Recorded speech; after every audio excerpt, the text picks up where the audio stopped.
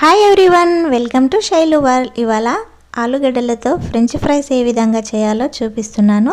ఇలా చేయడం వల్ల క్రిస్పీగా, క్రంచీగా, కరకరలాడుతూ సూపర్గా వస్తాయండి.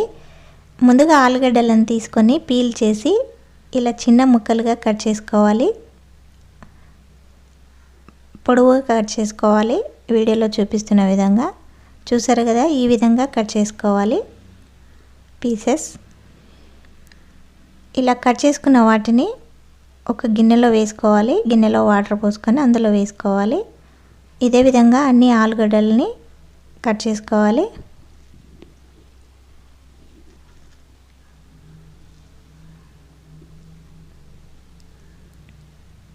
చూసారు కదా, అన్నీ ఇదే విధంగా కట్ చేసి పెట్టుకోవాలి. ఇప్పుడు ఇవన్నీ క్లీన్ చేసుకోవాలి వాటర్లో.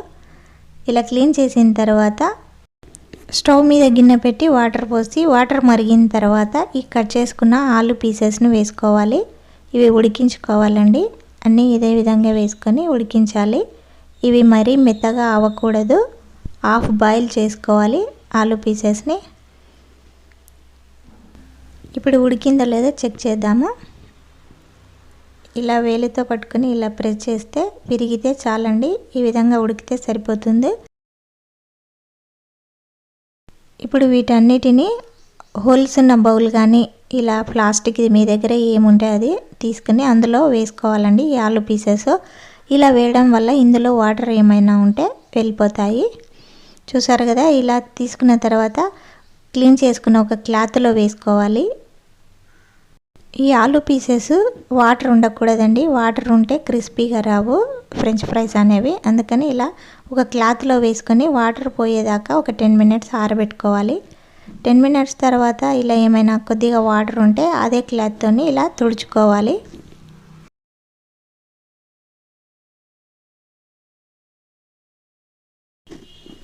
ఇలా తుడుచుకున్న తర్వాత వీటిని ఒక ప్లేట్లోకి తీసుకోవాలండి. ఈ పీసెస్ మొత్తము చూసారు కదా, ఈ విధంగా తీసుకోవాలి. ఏమాత్రం తడి లేకుండా తుడుచుకోవాలి మొత్తం. ఇలా తుడుచుకున్న తర్వాత స్టవ్ మీద బాండి పెట్టి ఆయిల్ కాగిన తర్వాత ఈ పీసెస్ వేసుకొని ఫ్రై చేసుకోవాలి. ఇలా హాఫ్ బాయిల్ చేసుకోవాలి. కంప్లీట్గా బాయిల్ చేసుకోకూడదు. 1 టైం హాఫ్ బాయిల్ చేసుకున్న తర్వాత సెకండ్ టైం కూడా ఫ్రై చేసుకోవాలి.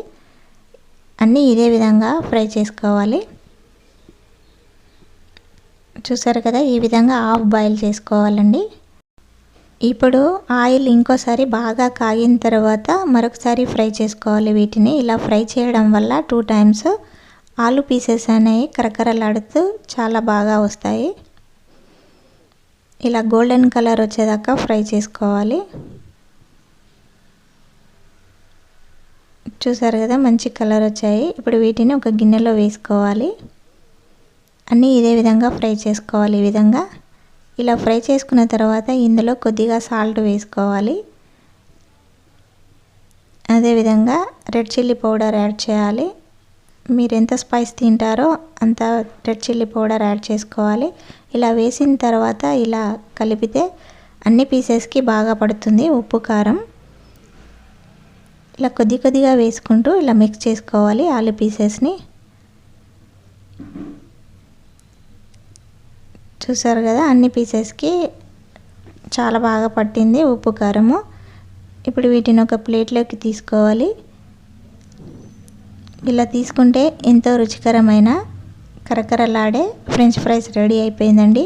ఈ వీడియో నచ్చితే ఒక లైక్ ఇవ్వండి. అదేవిధంగా సబ్స్క్రైబ్ చేసుకోండి. Thank you for watching.